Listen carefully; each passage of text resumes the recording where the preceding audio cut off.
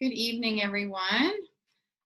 I hope you all are having a beautiful week and not experiencing any of the crazy tropical storm weather and all that good stuff. So we have kind of a big day today, I guess, in this particular course. Every week is a big week. But I'm excited to get your perspectives on some really pretty dense information and some stuff that may be really new. So I'm excited to hear some of your questions and for the group presentations. Wanted to do things a little differently this week and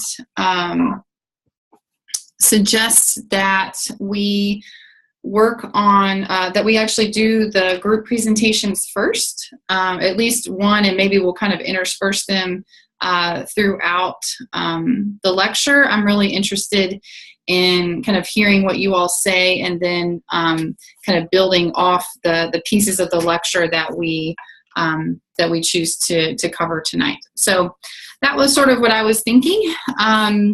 Are there any general questions or comments about anything before we get started? Any questions about the quizzes? I definitely know that there's probably some things on this particular week's quiz that I will definitely be looking at. I've already heard from some students about one of the questions. So just a reminder, if you have any issues or you're not sure where something came from or something you think is kind of overly confusing, please email me. I really do look at all that and take all that into consideration. So, but I can't do that if you don't let me know about it. So if anything comes up for you, please do email me.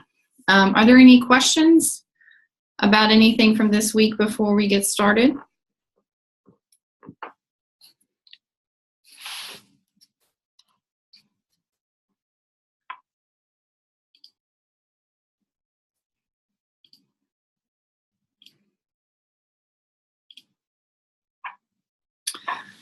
Okay, well, feel free to jump in at any point. So where I wanted to, the kind of my plan as far as covering the content tonight was going to be, I just wanted to do just a little bit of a review on the HPA axis and just sort of the physiological aspects of stress, which is every aspect of stress, and go over the trauma cycle, and then that will probably kind of cover everything, but anything else about racial health disparities, of course, if we can get into that as well. So that's the plan for that. Okay, so I did get a request for a group to present early. It's not quite 5:45, so just wanted to check in with that particular group and see if you guys are ready or if you need a few more minutes, and I'll cover something for a few minutes and then we can start on that.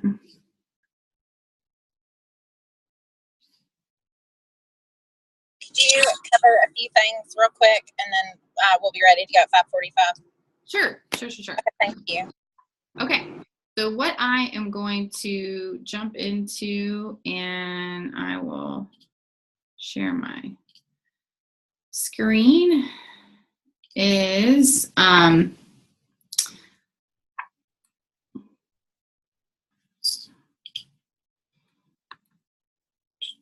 okay. Oops. Okay. So in the recorded lecture with Dr. Combs-Orme, she covered in pretty great detail the HPA axis and the physiological stress response. So because that was so covered, and that's pretty much the first part of this lecture, I wasn't going to go into that into too much detail. But I did want to make sure that you all made the connection between stress and performance, and about essentially all stress not being bad, because sometimes we do need a certain amount of stress to kind of, put us into action and, being able to kind of run that extra mile or prepare for that presentation or, do well on that quiz that you all are going to be working on. Pay attention in class, kind of need a little bit of that kind of push, but it can actually be beneficial or promotive to your ability to perform. But you definitely can get either kind of where you're sort of on this slope downward, where you're getting a little bit sleepy and not able to really focus because you're sort of under stress, so you're kind of not motivated enough. So you can kind of see here on this y-axis versus this x-axis, so that you've got kind of this low performance when you've also got kind of this low kind of stress. But then you can be on the opposite end, where you have so much stress, you're so overloaded, so overwhelmed, that your performance is also low. So there's this kind of sweet spot here in the middle that is kind of a good amount of stress, and you're able to kind of have better performance. So some of you all may be experiencing pretty high amounts of stress right now in your, just having started graduate school, dealing with anything else that you all have in your, your personal lives, your work lives, all that kind of stuff. So are there any thoughts about this? Does anybody feel like you're down here in this kind of highly anxiety producing state, and maybe not really able to function, or anything like that? Is this resonating with any of you? Anybody want to share any examples?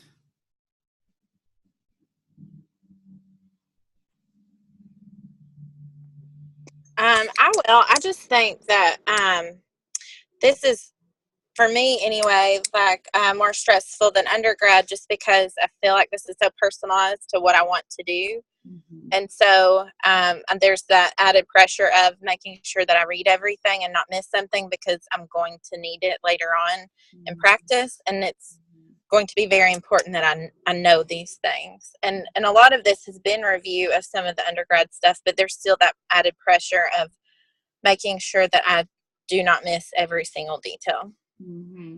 So do you feel, so where on this little curve, this little hill of stress and performance would you say you are, based on what you just said? If you don't mind saying. I know I'm putting you on the spot.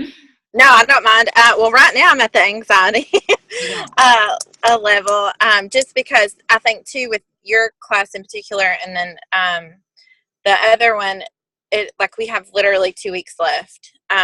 So the 2 week time frame really stresses me out.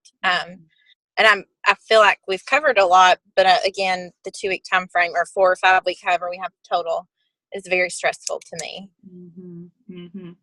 Yeah, it's stressful for me too. Just in a different way. Because it's like I just want to, give y'all so much information and pack so much in here, but it's just not possible. I wish we could spend more time on this, or do kind of deeper dives, but we just can't. So one thing that this made me think of with just as it relates to stress and performance is,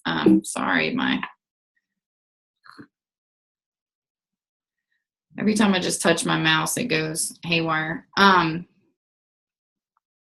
So my question is, if stress is physiological and you're feeling high amounts of stress, like you said, and it's kind of anxiety producing, what can you all do as students to ensure that you are still able to perform well in this course and your other courses and your personal lives? What are some strategies that you all can think of, or that you have done to help move this, move you from your, moving away towards this poor little person who is, totally overwhelmed, kind of back up to where you feel like, even despite the kind of high amounts of stress, that you're still able to perform as well as possible? Kind of keeping in mind this whole HPA axis that can get sort of, kicked into high gear when you get really stressed. I wouldn't mind commenting on that if that's okay. So In another class in 537, we have a few assignments that focus a lot on self-care and just about how important that is in this field, but also just while you're in grad school, because it can be really stressful. So one of the things that I did as part of that activity is just, I've been trying to take 10 minutes every morning to meditate and just do a lot of deep breathing.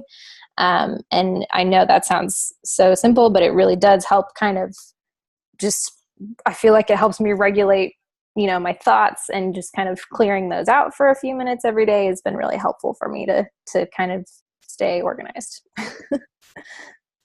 Excellent example. And, what you may not realize, but I'm hoping that, after reading this material and discussing all of this today, that you and everybody else can make this connection, is that deep breathing, you are helping to dampen down your kind of fight, flight, freeze response to stress and those kind of negative stimuli that may be coming in, or you're feeling overwhelmed.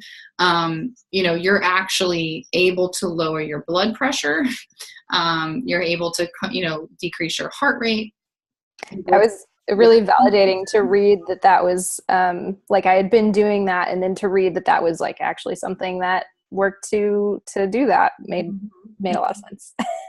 Absolutely. I mean, so much so that you're going to find meditation and other forms of mindfulness practice in more kind of evidence-based and kind of really integrated care clinics are looking at that. I'm staring at a book right now on my shelf that is mindfulness-oriented interventions for trauma.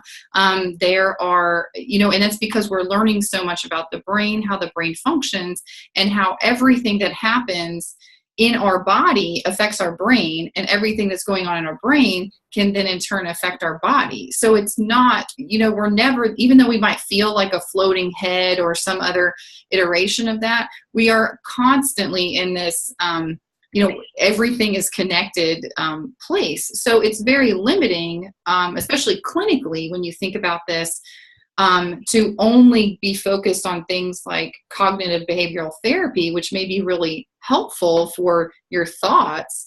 But what about your actual feelings in your body? How do you learn to process those? So it's like, how do we find that balance between the tools in our toolbox that you're going to have as clinicians or even policymakers or administrators? How do you make sure that there's funding to support this diversity of services, where you can have what we call top-down approaches to care? So that's going to be the CBT type things, or bottom-up approaches to care, which are things like the meditation, the mindfulness, the trauma-sensitive yoga, other things like that are you're literally starting, learning how to calm your body so that you can calm your mind.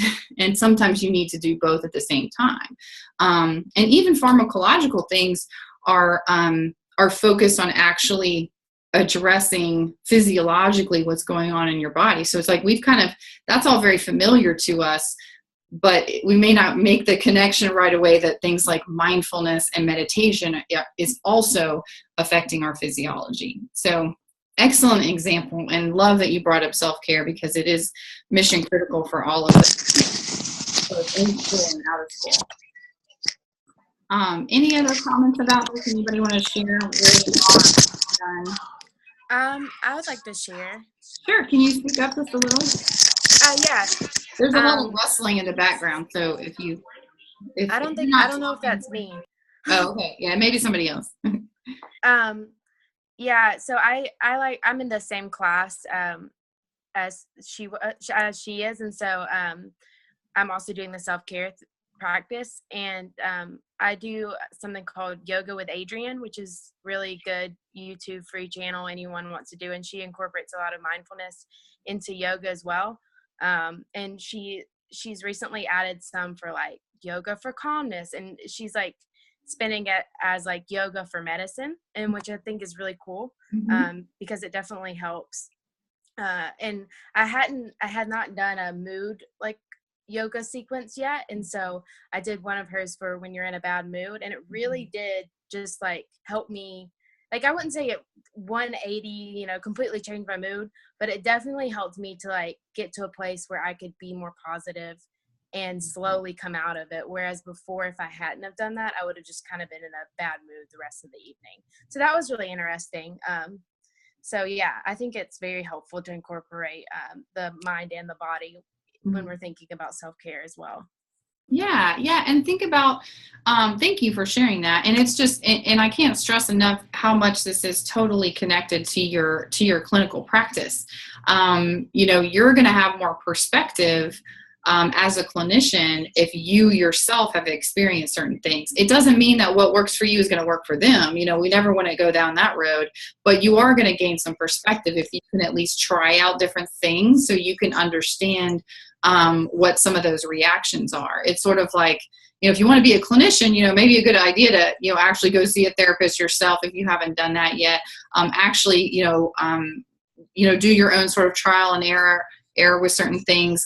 There's starting to be a lot of research, a lot more research than there used to be around these bottom-up approaches like yoga, like mindfulness and meditation. So certainly as you guys move forward, you can think about being, potentially even part of your self-care plan, but also your professional development plan is to stay abreast of the latest research on whatever, for whatever populations in whatever area of focus that you choose. So even if the 2 weeks here, as somebody mentioned earlier, is really stressful, thinking about, oh my gosh, I've got to learn all this and cram all this in, maybe part of what you do over the next 2 weeks is to think about how do you start to sort and organize all of this information, because y'all are going to lose a few days after this course ends, you're going to lose access to this Canvas site. I'm not sure that I mentioned that before. So please make a note if there are articles, links, please go ahead and download those. You may need them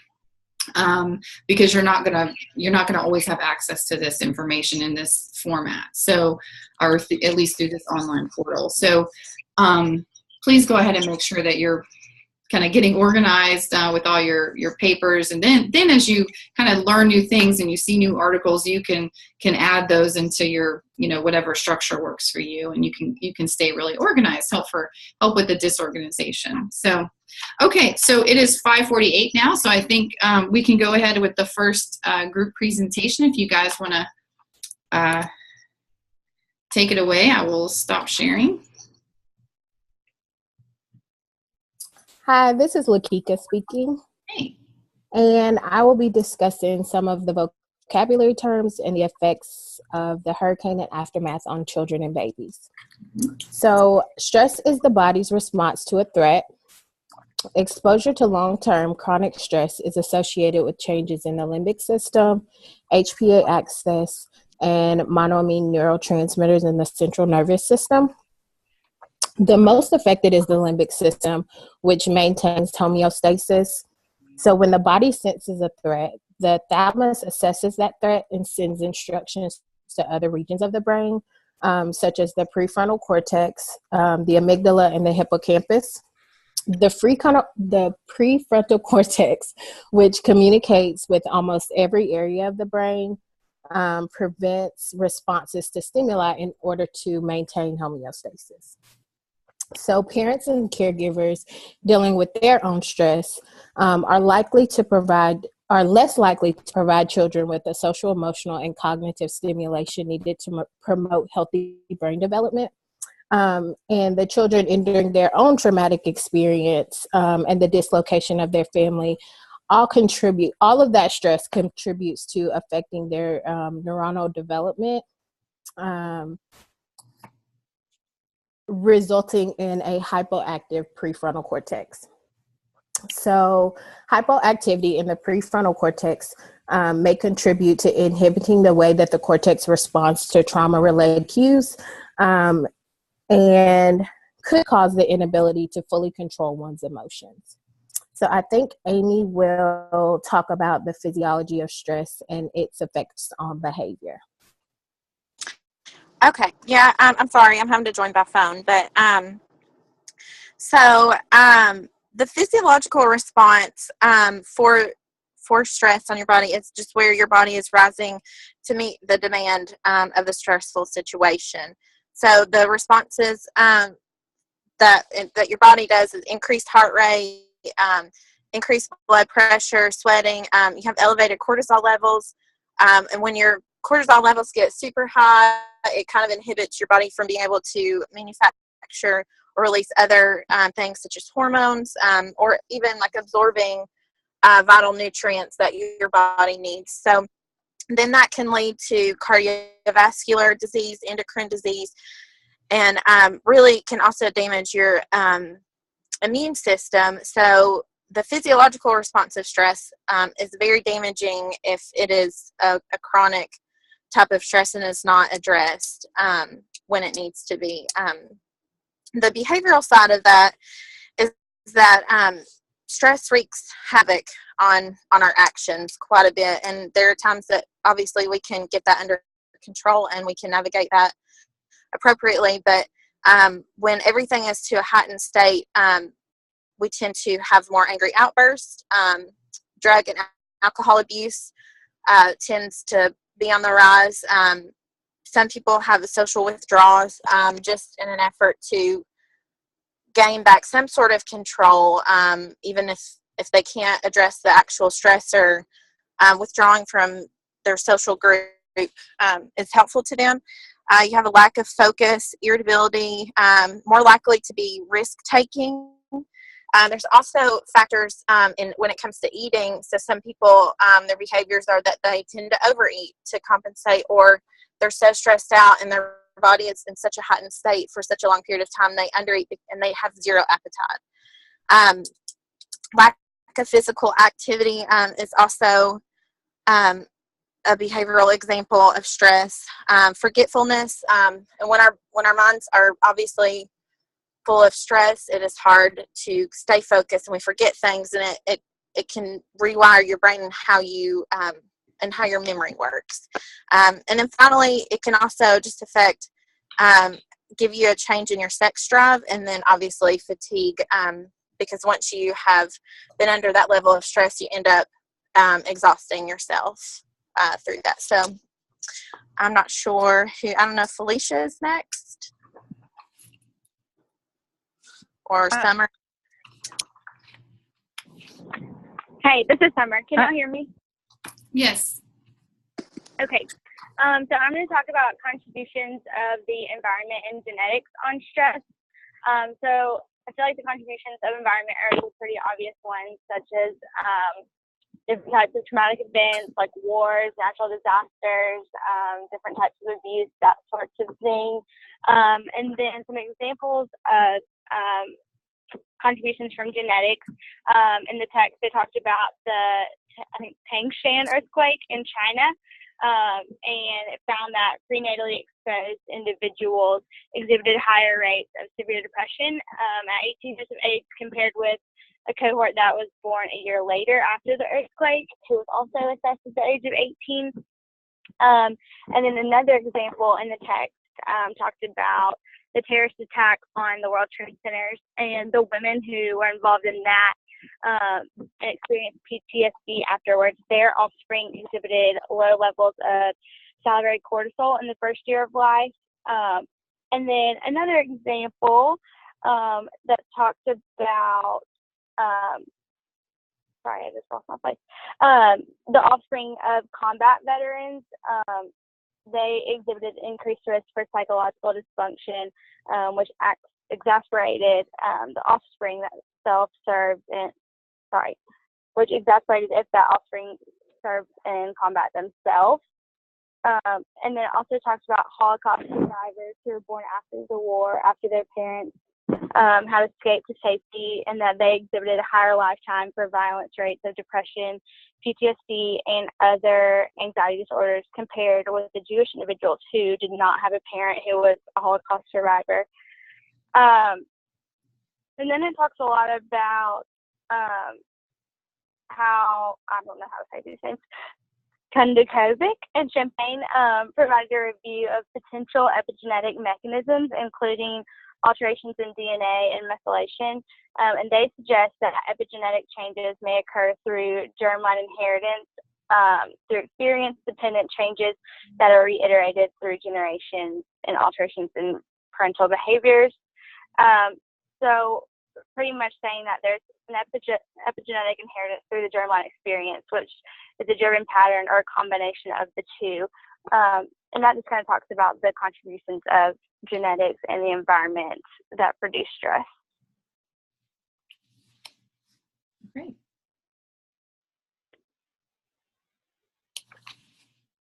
We have one more. So this is Felicia. I hope y'all can hear me. Yes. Okay, perfect. So just to kind of wrap everything together, we kind of talked about doing maybe some type of personal draw to work that we're all active in. So I currently work for the Department of Children's Services. So I kind of took this piece because I see numerous layers of trauma and the effects on trauma, and just to kind of really tie this whole thing together and have like an application. Several of the families that we meet, that we interact with, unfortunately, a lot of them have been either involved with DCS or in the foster care system as children themselves. So they already deal with a lot of stuff from their past, and then they have to re-experience and experience new trauma with some of their children when, you know, they come back into involvement with the department. So I just wanted to use that example. Just how it's very, very common to see the generations go through involvement with DCS. There's a lot of history on the families that we deal with. Of course, I know every time that we have to move a child, you know, just statistically speaking, they typically regress about 6 months. And some of our children move often. A lot of them are moving within 30 days. Several of them are having to move after 60 and 90 days. There's multiple factors into this. So that's just even more trauma added on to what may have already been experienced, especially if they've been abused or neglected. But I just wanted to kind of hit on the bright side that there has been a lot of training kind of come down the pike to train staff on trauma. And we're also trying to get that out there to like foster parents who are taking care of these children, just because there's so many signs and symptoms and just so many different effects, how trauma affects someone specifically, to try to help equip our foster families, the facilities, to try to just work with children who are experiencing trauma, getting the parents the qualified care. So we just kind of wanted to end our CTE with some type of application that we're kind of seeing in the work that we're already doing. Okay, great. Was there anything else that y'all were going to add? I didn't want to stop you before you were done. I think that was it. Oh, okay, great. Thank you. Thank you all. Were there any questions for this group, or questions from y'all to the students, to the class?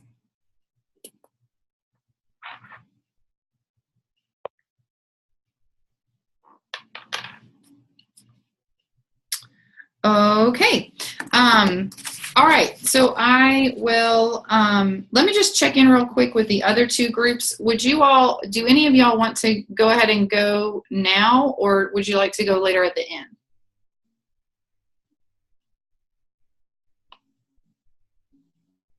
So that's groups like Julie, Mariah, Alexandria, Christina, Taylor, Carissa, Nedra, and Carissa. Oh, okay. I was gonna say, if everyone in my group is ready, we can go. It's totally up to y'all. I am totally flexible. I'm in Mariah's group. I wouldn't mind go ahead and going. Okay. Yeah, let's do that.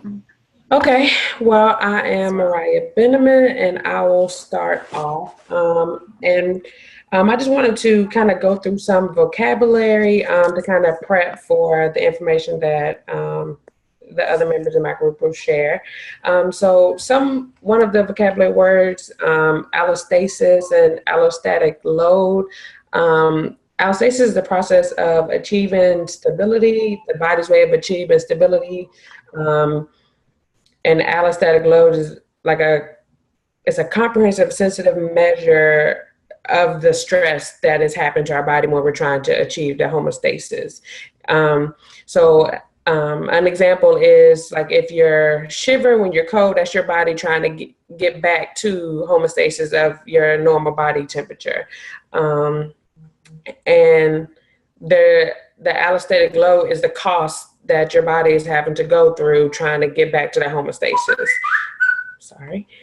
So if you're shivering, you're cold, that's your body trying to get back to homeostasis, but then you may have some type of organ damage or something like that. And that's, the cost of your body trying to reach that homeostasis. Another one of our vocabulary words is cortisol. It's thought of as a stress hormone, but it's really the end of the stress response system. Cortisol is responsible for getting the body back to normal after having a stressful event. So it's not the hormone that causes stress. One thing, something else that we learned about is the HPA axis, and it's kind of the hypothalamus and the pituitary gland and the adrenal gland, how they all work together when you're in a stressful situation, and you're having that fight or flight. That immediate response is the sympathetic systems. That's the acute response to a stressful event, that unplanned stress. So the hypothalamus sends a message directly to the adrenal gland, and the adrenal gland releases adrenaline and other hormones for immediate use. But on the opposite of that, the parasympathetic system is that slower response after that immediate fight or flight, but your body is still kind of in that stressful stage. So another term, the MEES, mundane extreme environmental stress. There was a really good article that talked about the environmental stress of African Americans, and just the overall impact of being, brought from their country and being slaves and institutionalized racism, and just how just being born Black, you're already predestined for some stressors, just because of the environment that you're born into, and just that whole, it's stressful being African American. Also, tend and befriend, that's a way of coping with stress. Women or adults tend to the young in stressful situations, nurturing, and then also befriending others as a way to cope and find people with similar, experiences. And so I will pass it on to Christina, and she will kind of dig deep into the topics. Thank you. So I was going to talk about how stress is kind of unavoidable in life, and it can be very beneficial in the right amount. Like as students, we have this perceived threat of like a due date or an upcoming presentation, and that elicits a stress response that gives us energy and like heightened cognitive abilities to get what we need to get done. So now when the perceived threat is gone, we've turned in the paper, we've done the presentation, our body kind of goes back to normal, homeostasis. And, we expect this type of stress in life, and it fosters resiliency. We're able to see like our patterns of overcoming, and accomplishing things despite the stress level. In contrast, however, toxic stress occurs when the perceived threat is a constant. So during Hurricane Katrina, New Orleans residents may have started out with a tolerable stress level prior to the hurricane when they saw it coming in, in the Gulf on the news. But then as it got closer, stress levels were rising. People were evacuating and going to stay out of town, going up to stay with family. But not everyone had resources to do that. Some people had to stay in New Orleans, didn't have funds for transportation or hotel. So their stress levels became toxic stress level, because there was no escaping that threat to their lives, really. So when that toxic stress level happens, it sends your body into having those physiological stress symptoms, and survival becomes kind of the only goal for your brain. So your brain is focusing on the most salient thing, which is survival, and thus all other processes are put on hold. So I'm going to pass it to Julie. Yes, this is Julie. I am discussing how supportive relationships help buffer toxic stress. As a child, experiencing a traumatic natural disaster has a lot of effects on the brain, especially in its developmental stage. Supportive relationships play a vital role in maintaining this toxic stress. With the support of a caregiver relationship, such as a father, mother, other family members, etc., this will assist the child in getting through the stressful situations such as Hurricane Katrina, and make it to shelter, as well as relocate with any other family members. This supportive relationship will also provide a fight or flight reasoning to help determine the best option for safety. So the child will not have to determine this on its own. It will have the caregiver to assist in this process. The child's neuroplasticity will not be compensated, allowing the child to develop cognitively and establish its own sympathetic and parasympathetic system. This child will be permitted to effectively return to the rest and digest kind of phase and allow for homeostasis to occur, rather than having the stress hormones be consistently and constantly released, and allowing the child to experience long-term wear and tear on the body. In the absence of a supportive relationship, the child would greatly suffer in terms of survival and kind of be at a higher risk when enduring the current destruction of Hurricane Katrina, as well as the aftermath of relocating. The child's allostatic load would be very high, as well as the hypothalamus would constantly be working to release the cortisol hormone in order to achieve the said homeostasis. The child would further suffer with development with physical and mental sides of its health, and have a hard time assessing and dealing with the toxic stress in the future. And now I will pass it to Alexandria, who is supposed to be discussing how minority groups deal with toxic stress and trauma. Hi, yeah, so I'm going to talk about genetics and the environment, and how that can affect our ability to cope with stress. So stress can be seen as demands or challenges that surpass or challenge an individual's ability to adapt. Stress in the case of Katrina for some victims could be seen as either chronic or acute, depending on socioeconomic status and protective factors as well.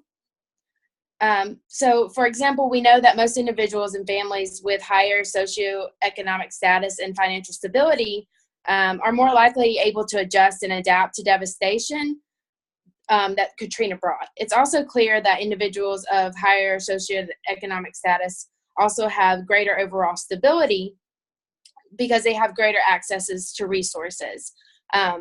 Actually, one of my friends in high school, he relocated from Katrina, and he was a great example of having the resources to actually move to another place. And his mom was able to, get him into school, and she was able to get a job, and things kind of went back to normal a lot faster than for his family that could not move, and a lot of his cousins were left behind. So just kind of thinking about that as we move forward. So when Katrina hit, its effects were traumatic. Individuals witnessed and experienced so much loss and devastation. We know that many families were greatly impacted by Katrina. Thousands of people suddenly became homeless, and many had nowhere else to turn. This once acute trauma is now played out over an extended period of time as the aftermath of death, instability, and homelessness began to wreak havoc on New Orleans residents. The poor minority groups are most vulnerable to the physiological and psychological effects of Katrina. Poor minority groups before Katrina already faced higher allostatic loads, and with Katrina as an add-on, parental care and genetic disparities were bound to interact. We know that individuals whose parents come from adversity are likely to pass on their hypersensitivity to stress to their children, making them more susceptible to mental illness and behavioral problems. This increased vulnerability would not play in favor for the children and adolescents who experienced the devastating effects of Katrina. As families panicked to find some sense of stability after Katrina, families of poor minority groups started in the race to homeostasis without the proper gear. If we look at Katrina as a mountain and survivors as a climber, poor minority groups are forced to free climb, and not only that, but do so with one arm and leg rendered useless. If you are forced to overcome a natural disaster, it is best to do so with genetics and environmental factors in your favor. An individual's abilities to manage stress and return to a state of homeostasis is largely dependent on their environment and their genetics. It is dependent on who and where they were before the disaster strikes. If a person is adapted to manage stress well, has adequate support systems, and overall good physiological and psychological health, then overcoming and managing traumatic stress is a lot easier than for someone who's more so left to climb the mountain, if you will, without the proper gear or physical ability. So basically, environment and genetics can be either a safety net or, like for Mufasa, in the case of the Lion King, like Scar, who just digs his nails into you and sends you towards your death. So that's a good reminder that not only who we are when it comes to genetically, like what we're kind of predisposed to behave like, that has an impact on how we overcome tragedy, but also our environment and our support system. So I'm going to pass it on back to Mariah, who has a wrap-up question for all of us. Yes. So now that you guys have heard about stress, learned about stress, and you know how toxic relationships and how minority groups are affected and how the environment plays a role in how we cope and manage stress, our question for you is, hearing how mundane, extreme environmental stresses has an effect on African Americans, can you think of any other cultures or population of people that are affected by that mundane, extreme environmental stress, and why?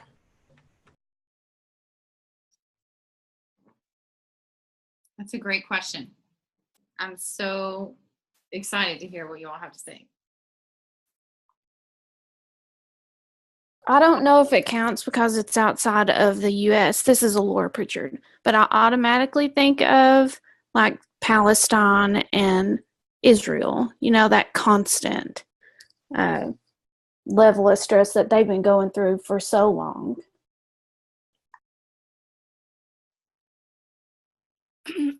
I would even say, you know, Muslims, like the stuff that's going on in the country lately and how they've been isolated, definitely probably have escalated their stress levels, and they're experiencing the same mundane, as you spoke of, type of stress that African Americans go through as well. So I agree. I think in addition to that, just another cultural group, Hispanics are probably experiencing quite a bit of that, especially in the political climate, and the especially Hispanics who are in the country illegally or undocumented, that might have the kind of constant fear of deportation or like people profiling and all that kind of thing. So I imagine that they're probably experiencing a similar level of the mundane extreme stress. One thing I think about in all of these different groups is the parents raising children. What do you say to your child to where you're not, giving them the wrong impression or putting thoughts or ideas in their head, but you also have to prepare them for reality? How do you raise a child, saying, when you go outside, somebody might pull you over. When you go outside and somebody talks about deportation, ignore them. Or do you tell your child, to fight back or, to respond? It's definitely a difficult and touchy subject as parents trying to raise your children to be successful in a society where, there's all these prejudices for no reason.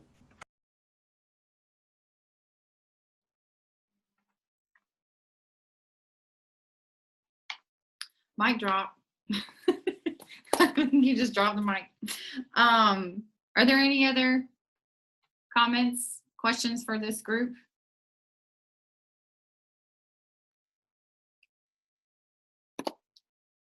Okay, that was excellent. And Alexandria, you completely sent my stress level through the roof when you started talking about climbing a mountain with no gear and one leg and one arm rendered useless. That was an extremely potent image that you painted, and I will not forget that anytime soon. So thanks for freaking me out. Y'all did a really good job pulling that together. Okay, so just to break things up a little bit, I'm gonna go jump into a little bit of the lecture. So I have a question for you all, especially based on the last two presentations. And I want to ask you all to think about the documentary that the Stress Portrait of a Killer, the 50-minute documentary that was part of this unit. And I want you to think about Dr. Sapolsky's baboons in Africa.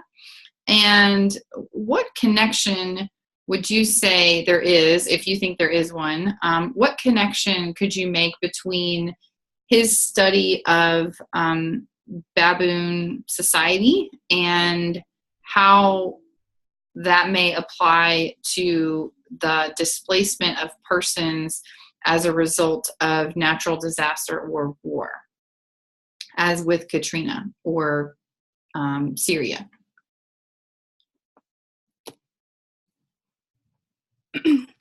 I think he made a valid point when he brought up like the hierarchy status of the baboons and how, if they had a higher status, they were less stressed as opposed to those who were lower ranked. They were more stressed out. And I think that definitely plays a part with individuals who undergo kind of traumatic events. If you have that higher role or hierarchy, you're going to be less stressed about that event than someone who has no resources or no support at all. Great, excellent. What are some other thoughts? What other connections would you make between the study of the baboons and people displaced from war or natural disaster? I think that it could completely change neighborhoods. Maybe neighborhoods that were once lower income neighborhoods. It could speed up like the process of gentrification. Just I know from like being here in Nashville, the flood had an impact on new apartment buildings being built. Things were starting to be remodeled already because of the flood, and so gentrification was able to kind of come in a lot faster and change the neighborhoods more rapidly. In my opinion, that I think could have taken place if the flood had not happened. So I think that's something that would be interesting to see if maybe neighborhoods changed because of people becoming displaced. Yeah. I really found it interesting near the end when he was talking about the baboons that I think they ate some food with tuberculosis or something that killed off those aggressive animals, the aggressive pack leaders, and then the whole culture of the baboon society changed, and they weren't those aggressive animals anymore. And even when the new juveniles came and presented those aggressive behaviors, they learned that's not what we do here. And I think for those people who are displaced, in their communities, and they have to move, they have to adapt to where they are. They have to assimilate to what's going on, in this new community. So, the stress of moving and losing everything, and then now you're in a new place and you have to get in where you fit in, type of situation. So that's a additional stress of trying to, to fit into where you are and survive and not add on more stress to yourself. Yeah, Mariah, I think that's absolutely brilliant connection. When people are displaced for whatever reason and have to move to a new place, and if you assume that humans, which I think the research in England on the Whitehall study, which is sort of like the human example of the baboons that Sapolsky studied, they both looked at that. Hierarchical structure. They just chose work as opposed to actual life, but there's a lot that they can extrapolate. And the biological and physiological aspects of being at certain levels of that hierarchy. Remember the monkey who was in the captivity study that was like totally obese and had heart disease or something. It was like on the lowest, rung of that hierarchy, and just the stress level was just astronomical for that particular animal. And when you think about people being displaced, are you going into a welcoming new community, or are you going into a community that is adverse and does not want you there, and you kind of have to cower in the background and kind of get what you can get? Or even people who were doctors or merchants or lawyers or whatever in their former communities, they may come to a new community and be a janitor because that's basically the only job that they can get. So it's interesting to me, I think, from a social work standpoint, and why I posed the question for you all is to think about, how, what kinds of policies, what kinds of practices would be helpful, knowing essentially about the biology of human behavior. So if we know that that the people coming in that are displaced from, for these really adverse events like Katrina, if we know on the front end that those people have really high stress levels, like you could take a cheek swab, you could walk up to them today, or on, August 30th, 2003 or whenever 2005, you could take a cheek swab and you could measure their increased cortisol levels. That they are in this, that stress and that HPA process is really overactivated and is causing, and it is going to cause lots of potential behavioral issues if they're not able to ratchet that down, if they're not able to find safe and stable housing, employment, all the socioeconomic issues that come along with that. What's going to happen to those people when they have to move, and they're not as fortunate as Alexandria's friend that she was talking about, that was able to kind of get plugged in and had the resources and was able to move and kind of get into a new school and all that. So, what are some things that you could think of that might be helpful from a policy or a practice standpoint for how to create more supportive environments for people who may be, having to relocate for really, really stressful reasons?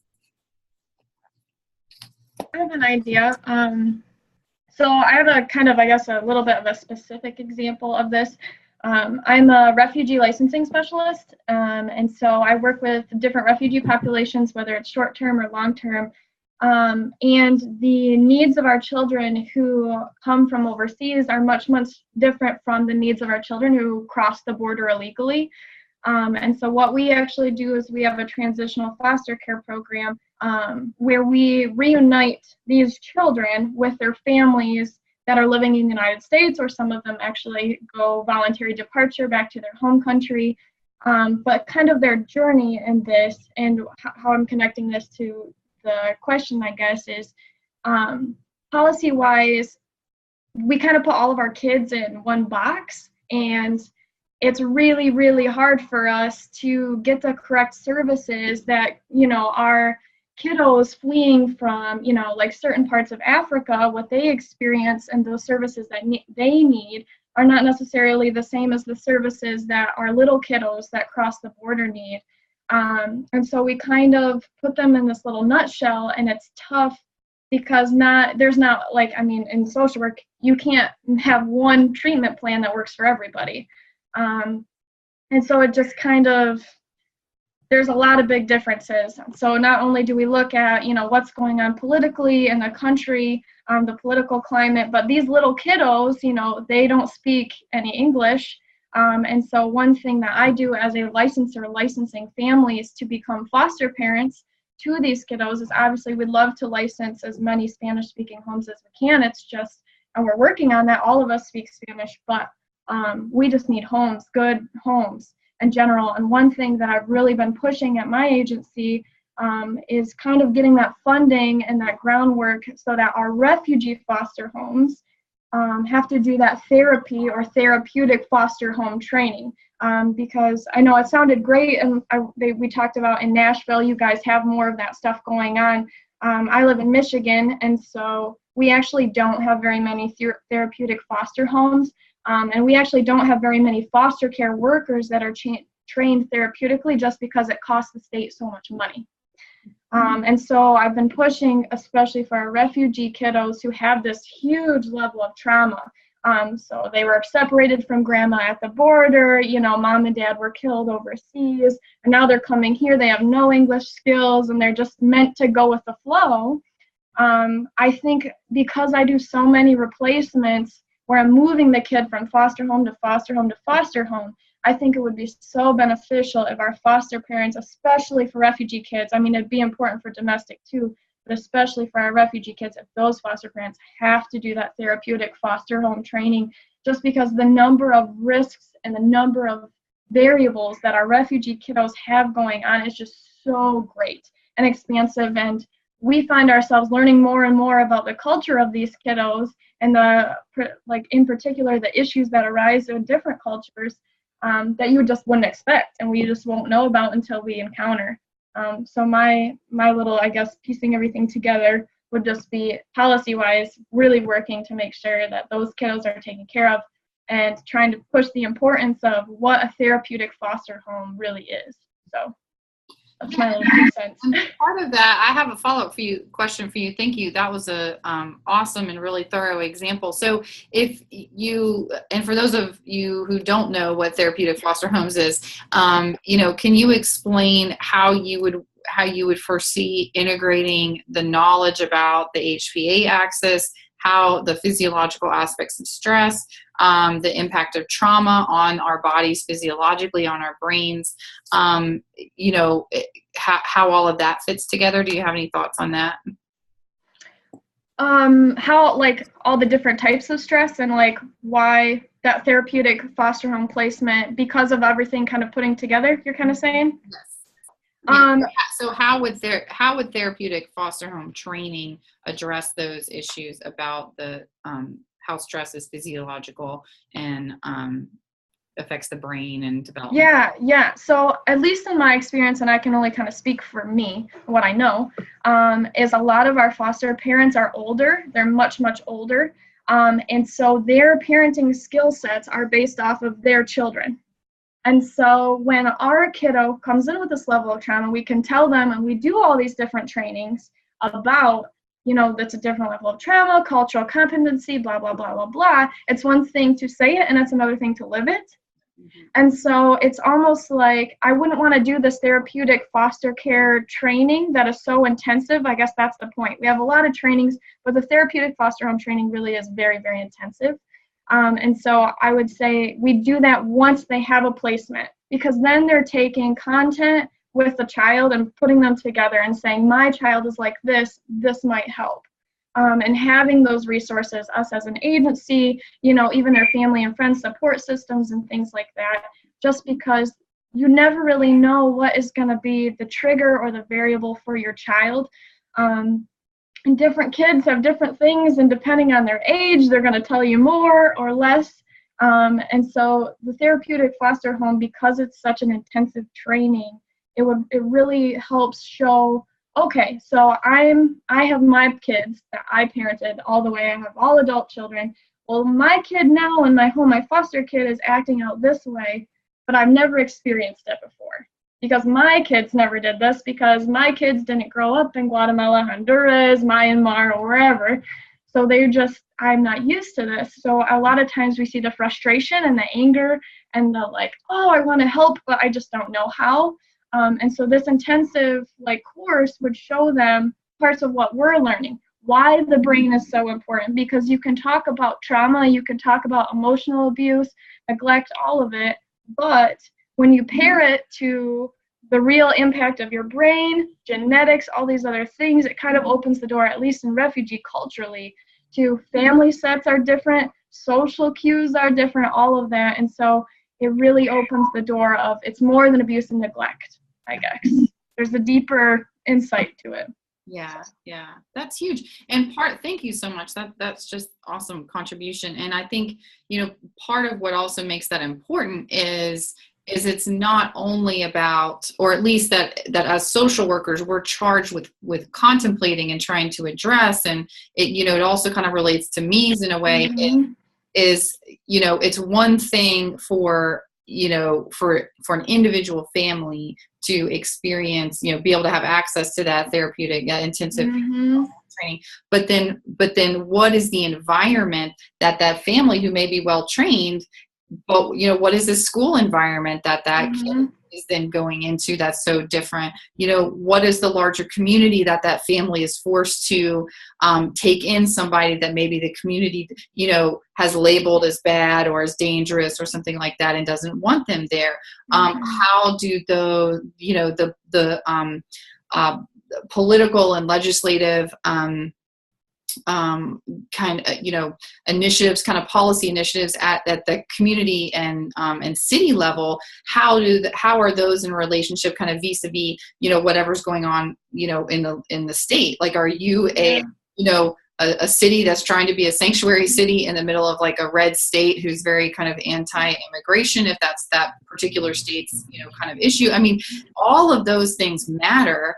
And when you kind of take a step back and you look at this larger lens, is that social workers, we need to look at this as person and environment. So what are the aspects of this particular policy that maybe either mitigate or promote things like institutional racism? I went to, this is sort of taking a tangent, but I did want to mention it, and then I'm going to jump into the trauma cycle as kind of a segue, is I went to a training recently by an expert named Dr. Jim Hopper, which I think I mentioned him last week. So if you have not visited his website, it's absolutely fascinating. And he is an expert on the neurobiology of sexual assault. And there are specific things that, as it relates to trauma and how a person's brain, actually functions. And this is kids, this is adults, this is, it's complicated when it's developmentally, when trauma is, happens in childhood. But even for adults, when your HPA axis goes, it's in full effect, it's shutting down your GI system. You don't need to digest. It's your prefrontal cortex kind of takes a nap because you don't really need to inhibit anything in that moment. You need to have laser focus. You need to really focus on what's happening. But your brain actually encodes memories that can, for the most part, because of what happens to essentially when your brain is on trauma, is you can develop these things called like islands of memory. And so it's very, very normal for somebody who experiences such an extreme, acute, stressful event for them to not remember it, whether they're a child or an adult. That's why things are like black, you kind of black out. You don't know, you might actually lose consciousness. You could faint, you could do any number of things that are all very normal for your body, but and a very normal, kind of your brain on trauma, your brain on extreme stress. But our entire criminal justice system, as it relates to sexual assault specifically, is built on developing a case of linear memory. So when the detective goes out and talks, and starts asking questions, and then the prosecutor, the defense attorneys start to figure out, how are we going to poke holes in the victim's testimony and things like that? It's all, a lot of that is based on linear memory. So what do you remember? Well, and then what happened? And then what happened? But when you're recovering from trauma, you're not able to necessarily recall all those memories in a linear way. And so it's very easy to do things like, poke holes in somebody's testimony. So it's important for when you think about it, that this is for how are we going to take all of this new information on brain science, on epigenetics, on how stress, physiologically affects someone's brain and their behavior and their development, as it does with, little bitties, with our little bitty kids. So, how are we going to pull all of this information? How are we going to put this into practice? How are we going to put this into policy?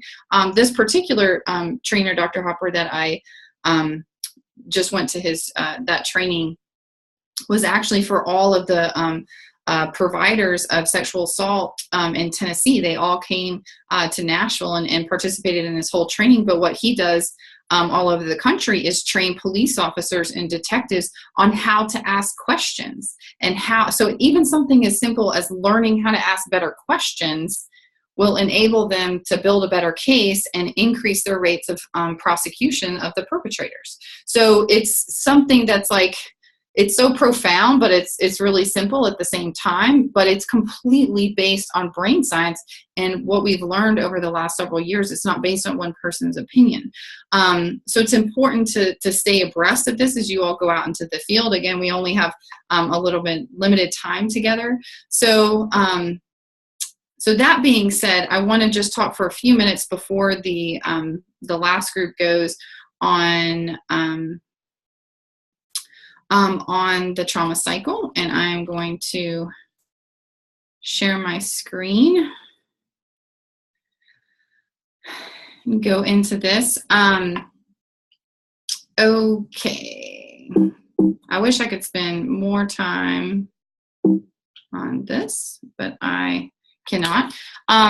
So for those of you that go on to take the electives for trauma treatment and trauma theory, you're going to do a real deep dive into this, but I just wanted to connect the dots for you as it relates to the HPA axis. Is kind of why I've sort of merged these two topics together, is because when people experience trauma, so much of what makes their kind of forms their experience of the event is physiological and is related to the individual, kind of the uniqueness of how their HPA system kind of goes online and functions for that individual person. That's why you're going to see so much variation across people who experience even the same thing. You can experience a plane crash, and depending on a whole host of factors, including genetics and past personal history and past experiences with traumatic events, your whole experience of that single event and the effects, the potential lasting mental and physical effects of that event are going to vary across people who experience the same event.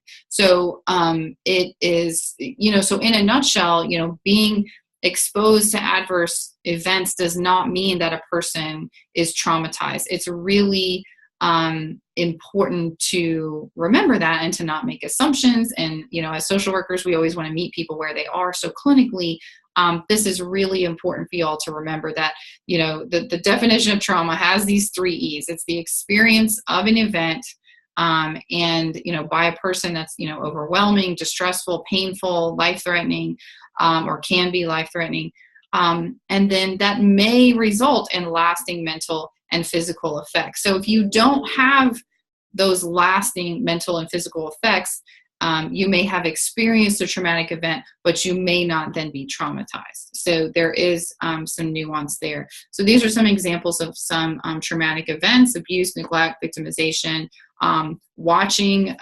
witnessing violence would also be in here, extreme forms of bullying, witnessing a death, experience a death, especially suddenly and you're a child, can be traumatic.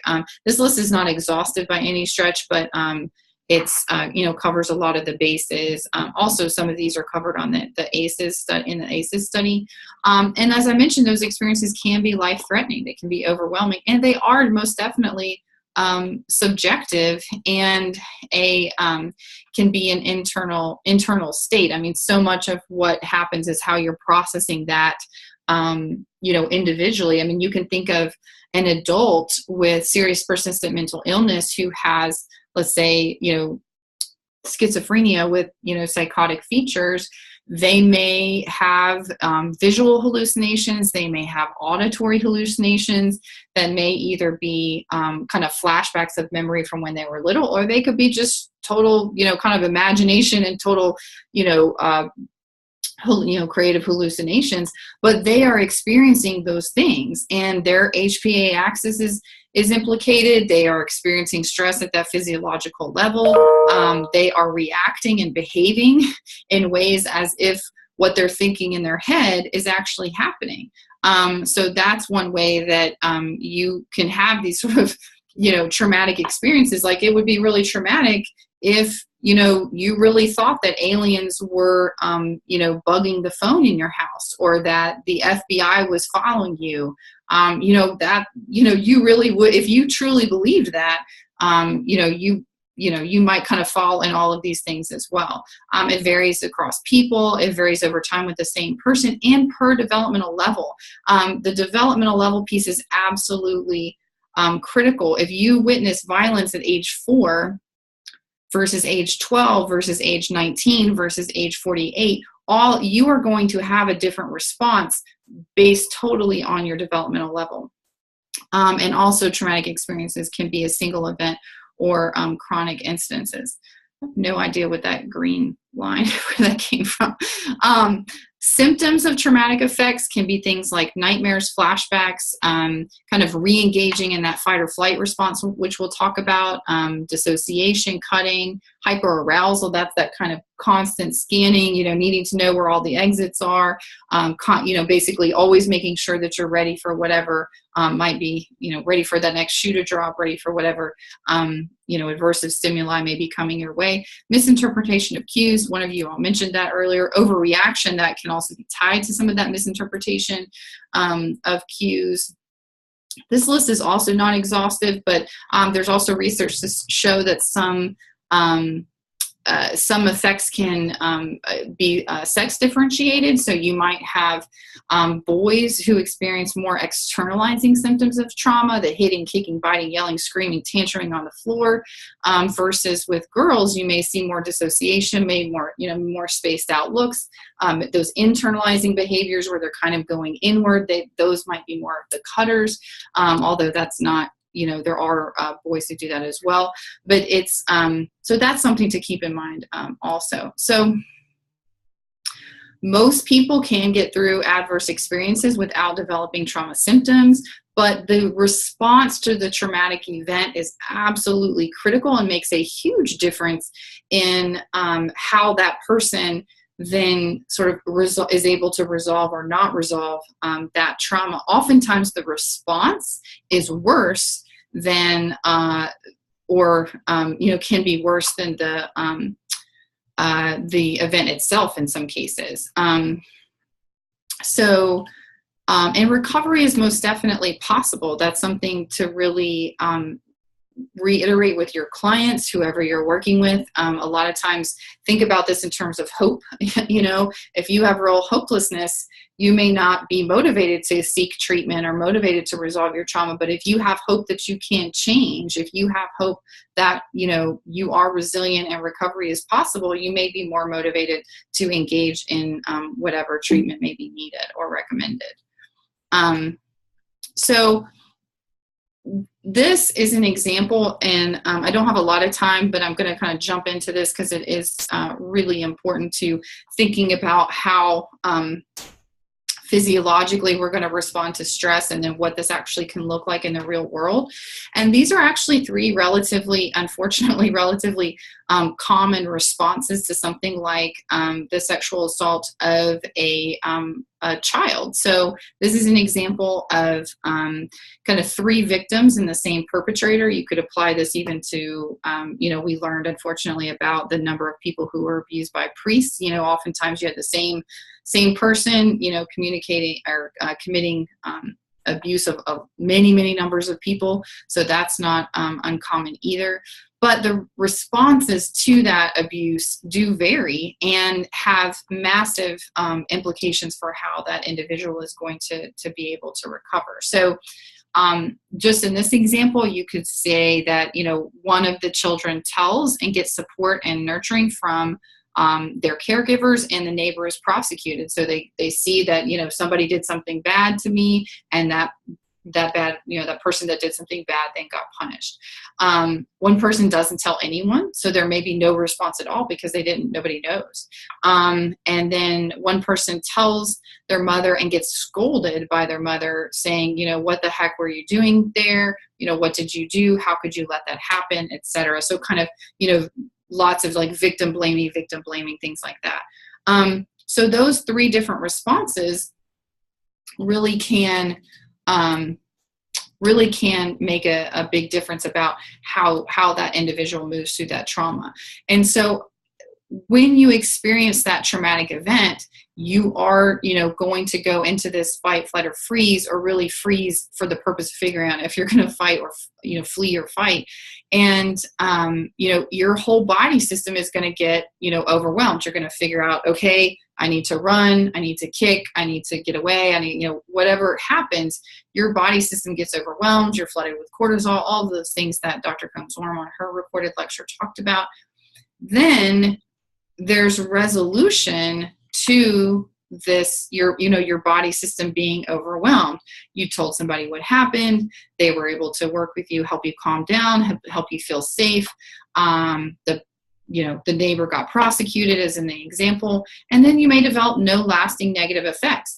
A child could be, experience a sexual assault, but essentially, is so resilient. And if they are in these safe and stable and nurturing environments, the issue is addressed, they get the resources that they need. It's as if they broke an arm. You always know that you broke your arm in that one accident, but your bone is healed, your muscles have reconnected, you're able to do PT or whatever to get your muscles strong again, and you have a fully functioning arm. It doesn't mean you never broke it, but you have a fully functioning arm and you can kind of move on. But a lot of times, and for a lot of the clients that you may see, there may be this lack of resolution. You may not have the safe and stable nurturing environments. The abuse may continue and be persistent over time or chronic. So you may get into this unresolved trauma, which is going to result in coping, because we are human beings. We are going to figure out a way to survive. We are always trying to survive. We're always trying to mitigate threats. So those coping behaviors, are, kind of, so you can maybe move on with your life, figure out, how to find food, how to find shelter, how to get a job, how to go through school, address whatever needs to be addressed, until you have some sort of trigger. Because you've experienced this trauma, your body knows to go into fight or flight. When you experience, there's this connection that happens. So that trigger could be a smell, a sound, a position, the way the lighting is. It could be any number of things, and it totally varies by person and by a sound, especially for our veterans. And this trigger could be any number of things. And that trigger is going to automatically, shoot your body back into this fight, flight, or freeze. Your body systems can become, and mentally you can become overwhelmed, and you go back into those coping behaviors. Those coping behaviors can be anything from alcohol, drug abuse, to school, throwing yourself into work, workaholics, throwing yourself into your studies. Sometimes that becomes a protective factor for people. And so there's some kind of good and bad. Coping can kind of look both ways. Exercise, food, sex. Sometimes people develop kind of hypersexuality or hyposexuality. You can, I think I mentioned food, gambling. So there's retail therapy. People go shopping. You see even like hoarding behaviors and things like this. And so it just kind of, this cycle will just continue pretty much in perpetuity until it's actually resolved. And some people can maybe not experience a trigger for years, but then out of nowhere, that sound happens, or that, the smell, they experience the smell, and then there it is. You're kind of kicked back into this whole cycle. So there is hope. You can recover. You can go through these things, but this is why the bottom-up, top-down approaches to treating people, especially who have experienced trauma, is so important, because they are. You just need all those different tools in your toolbox. You need to be able to pull from these different aspects, because everybody has so many individual differences. You just don't know how that's going to go. Okay, I know that was like a lot. I wish I could kind of get into that more. I want to be respectful of your time. So let's jump into the final group project. But before we do that, are there any questions about that cycle? I know that was a lot right there all at once, but any clarifying questions about that? Feel free to email me or message me, whatever, if anything comes up. Okay, our last group 3B, Taylor, Carissa, Nidra, and Carissa. 2 Carissas.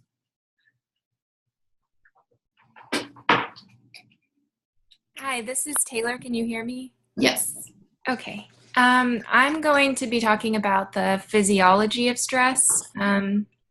So we've learned a lot about stress and its impact on our bodies and resilience. And it's clear we're made to withstand challenges and change. And one of the ways our body ensures that we return to stability and continue to achieve homeostasis is allostasis, which is the process of reaching that through behavioral or physiological change. So activation of the HPA axis is an allostatic response to stress, and the activation of that leads the adrenal glands to release hormones, including adrenaline and or cortisol. And those hormones can result in things like increased heart rate, pupil dilation, sweating, high blood sugar. So those responses have long-term impacts on the body. And the constant flow of cortisol that can result from allostasis comes at a cost. And that's the allostatic load. And that load presents the potential for feedback loops to become dysregulated, and that compromises homeostasis because the body can stop reacting to cortisol. So when thinking about those who survived Hurricane Katrina, they probably experienced a lot of allostatic load because there was this constant need for survival. And, that lasts for a while. The process of relocating, like someone else was talking about, that's a long-term thing.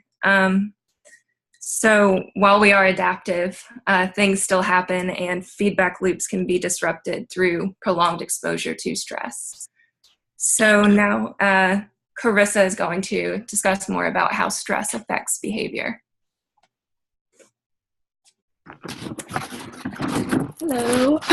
So I wanted to kind of focus on how constant stress from a traumatic event, specifically Hurricane Katrina affects the victim's behaviors. So this could lead to a much longer retention of learned fear responses and a higher tolerance for fearful situations, meaning the victim's learned behavior is to be in continuous survival mode. They will possess increased sensitivity to situations by perceiving everything as a dangerous circumstance, as well as becoming easily offended, which is, being in that constant fight or flight response. For children or infants, this could lead to behavioral problems in school, adding more conflict to situations, and consequently reflect poor academic achievement. Thus initiating less positive social interactions and or relationships with others, difficulty adjusting to different schools due to the uproot from, their hometown and having to move to other locations, and an increased risk for mental health problems such as PTSD, anxiety, and or depression. As mentioned in one of the articles, the intergenerational effect of trauma on offspring's emotional development has reportedly shown individuals exhibiting higher rates of severe depression or PTSD after a trauma similar to Hurricane Katrina. Also, a side note that I wanted to bring up was that many survivors of Hurricane Katrina do live in poverty now and lack that financial resource for proper health care, both medically and behavioral health.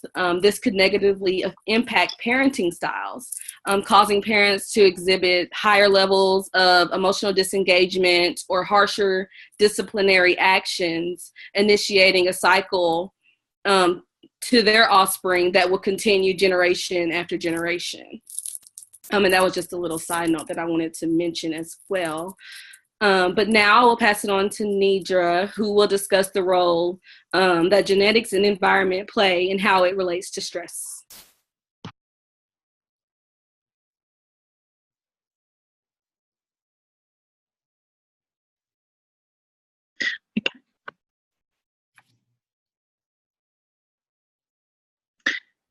Can you hear me? Yes. Okay. I'm a soft speaker, so as you know, as we've learned, stress was really intended for survival, but the stress that we kind of deal with today is more toxic. And as we go through life and our bodies weren't really designed to interpret what was real threat over what was perceived threat. And so we kind of get that constant fight or flight feeling whenever, we're faced with either what we perceive to be a threat or what we know to be a real threat. And so we're looking to go back to that stability or the security that we once had before the threat was introduced. And so, we look at how genetics and our environment play on the stressors and how we respond to them. And one of the thing I'd like to focus on is the literature review by Kindler and Baker that talked about the 20-year study of twins and how they looked at the differences between the two of them. Because basically they have the same genetic makeup, but can be so individualized when it comes to their response to a stressor or to a stressful experience. So one of the things they looked at was how the influences were consistent regardless if the events were positive or negative. As we've talked about, stress can be both positive and negative. And they found that basically it didn't matter, that the percentage of influence from genetics were pretty consistent regardless of whether the stressor was positive or negative. And another part of that research showed that traumatic experiences had genetic impact on the stress, especially if the trauma was physical in nature, like a sexual assault or physical assault. But what was interesting to me was that those studies showed that anything that was non-assaultive, which would include natural disasters, really showed no genetic influence. So, that kind of contradicts the principle that stress prepares people to be survivors. So I thought that was kind of an interesting finding in that study. And then lastly, the study talked about the genetic factors and how we tend to remember things about our family differently than the way they may have actually been based on the environment itself. Like, I think the example they gave was we might tend to remember something being a little better than what it actually was, or we might tend to look at it opposite based on where we are in that particular time. And I thought what was really interesting about that was they looked at twins who were born biologically to a set of parents who had some pretty strong issues like abuse of substance abuse, and they kind of predicted that they were going to have some kind of antisocial behavior, and that the environment that they were raised in was going to be kind of strict and a little harsh. So it was their ability to predict that, and then to really see that the reaction and the response to those deficiencies that was in their genetics or in the environment actually came to light. And I just wanted to kind of mention that I thought what gives us hope with the fact that stress is kind of toxic but can be also positive is what Robert Sapolsky's work showed with that baboon clan, that eventually that it can return once that stress is kind of gone, and teach the next generation or those outsiders coming in that we don't have to live like the norm, we can live differently. And so then I started thinking about cookie cutters, and how as social workers, like I think somebody else was talking about how we always try, or agencies try to fit everybody into, the same cookie cutter treatment. But even though, we're making cookie dough and it's the same ingredients, but once you roll it out, if you don't roll it out right, if you place that cookie cutter in, an area where the dough is not quite the same width or thickness as the other one, that one little change is going to make a difference in that cookie at the end, or the temperature of the oven. If it's if you put it on too high or too low, it's going to make a difference in how that turns out. So it kind of reminded me of how the biological and the genetic and the environmental experiences can change the way people respond to stress, or whether it's positive or negative. So and I'm not sure if Carissa is with us, so we kind of prepared a question just in case, because she was going to kind of wrap it all up. And one thing that I found in kind of doing a little bit extra research on the Katrina survivors is, one thing that they did find was how it affected the generations in their learning ability and their ability to adapt to learning. So, kind of based on all that information, our question is what interventions would you use while considering the stress and trauma faced by survivors of Hurricane Katrina? Great question.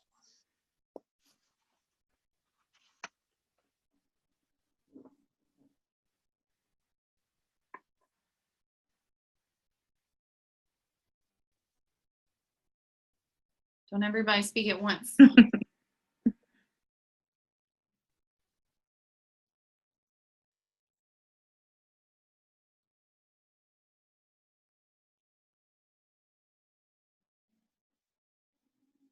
if any of you all, I'm just going to jump in if that's okay. If any of you all had been through Hurricane Katrina and had to move away from, New Orleans, where you were born and raised and had been, lived there your whole life, and you had to say move to Houston or Nashville, what kind of interventions do you think would be helpful for you? What do you think would help you adjust to that separation and kind of having to start over, very unanticipated after going through all of that trauma? One thing you need to do is you need to know the available resources in the area that you're moving to. I know if you were moving from New Orleans to where I'm at in Selmer, you're going to have a drastic decrease in the amount of resources that you have because this is such a small town. As opposed to what you'd have in New Orleans or, any of those surrounding areas. You have to know what's available to be able to settle. Mm-hmm. Yeah, that's absolutely right. So if y'all could wave a magic wand and, money wasn't really an issue, what kinds of services and supports, what kind of interventions do you think, given what you all have learned about trauma and stress, what do you think would be helpful to put into that spectrum of resources?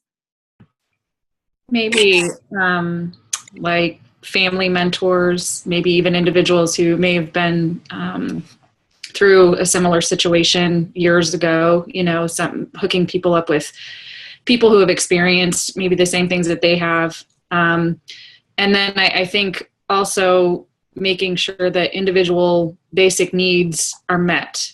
Food, water, house, those types of things. Obviously, I think that that's probably being taken care of, but not necessarily always. So I think that, with a numerous amount of money, and if that wasn't the question or anything, I think that, a home and access to school and just a lot of community support, if at all possible. I think that's one thing that we probably lack in a little bit everywhere, is that we don't get enough people involved. So just a few. Yeah, I think all of that, and y'all talked about on the chat, support groups and things like that. I think that can make a huge difference. So figuring out how to help people acclimate, again, kind of that diversity in the top down and the bottom up. So you've got these physiological interventions that you can use to help with stress. You've got more cognitive based therapies that you can use to kind of talk through and work through the trauma, and even when it's needed and appropriate and you have the right folks there with the expertise, you can look at the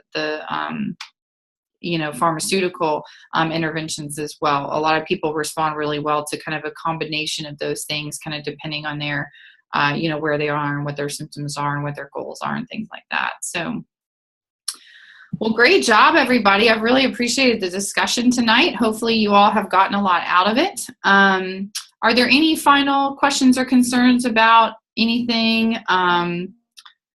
It'll be a little bit of a lighter, a great topic over the next week, but just maybe not as many readings and not as much online stuff. So hopefully it'll feel a little lighter next week, but I look forward to our discussion. Are there any last questions, comments about anything?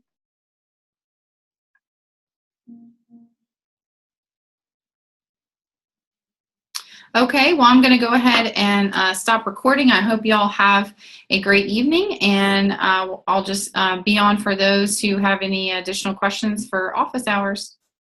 Have a great night.